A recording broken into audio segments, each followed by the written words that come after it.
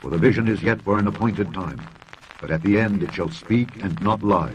Though it tarry, wait for it, because it will surely come. It will not tarry.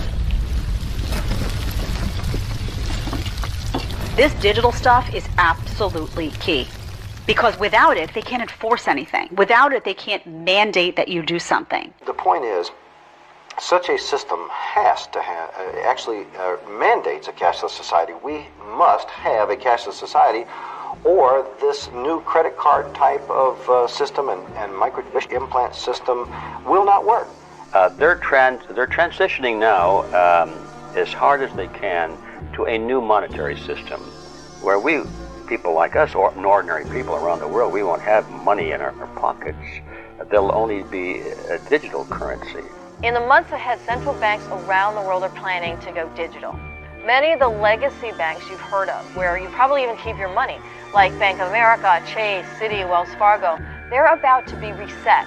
Essentially, it means the function of our banks is about to change.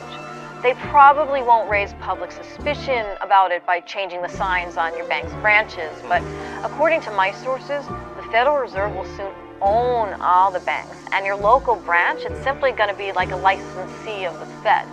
In other words, the banking infrastructure is being rebuilt from the ground up, and very few Americans are aware this is even happening. The first week of April, the Federal Reserve begins the Fed Now pilot program for early adopters to become certified participants to help the Fed confirm readiness for their July launch. Fed Now is an instant payment processing system that seeks to be the base of all digital transactions. We'll be ready to launch the Fed Now service between May and July of 2023, bringing this innovative core instant payments infrastructure to financial institutions of every size across America. If the banks are deplatforming people, you can't use their financial system. Are you going to go to the CBDC land where eventually you won't be able to spend money without like a microchip in your hand and all of this stuff? There's obvious red lines people can't cross. How are you going to feed your family? How are you going to keep your house heated in winter? Basic needs.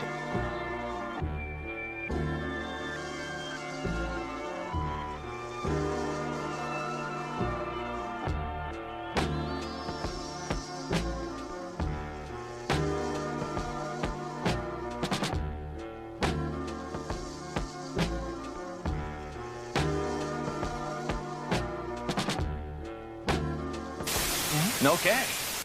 Cashless society. It's ready to go.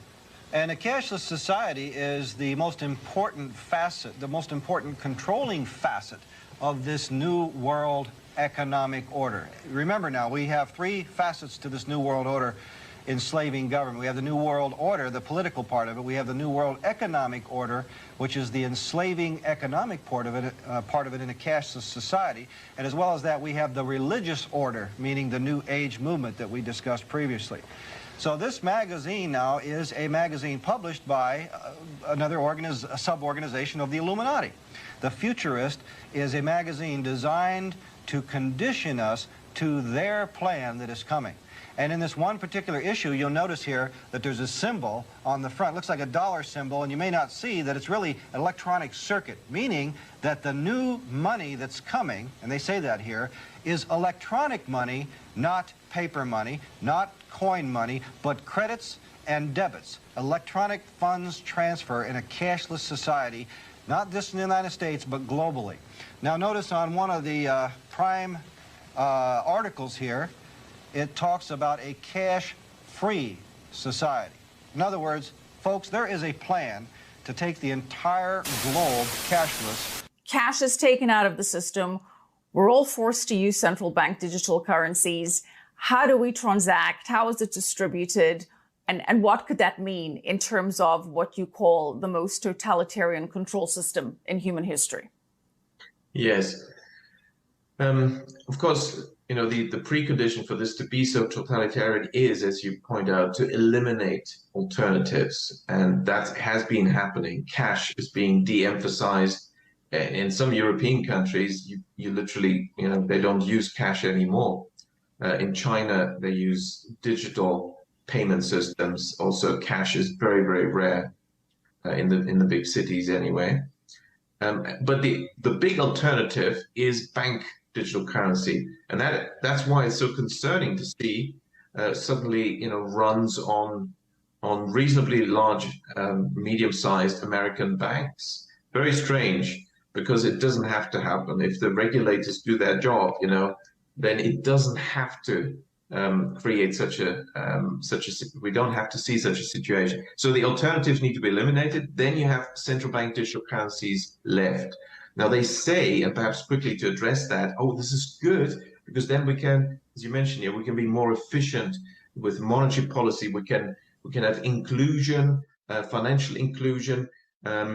We can restrict money laundering, cyber, crime, and things like that. This has nothing to do with cash, has nothing to do with keeping the black market up, has nothing to do with convenience, has nothing to do with neat little ways to have an e-wallet.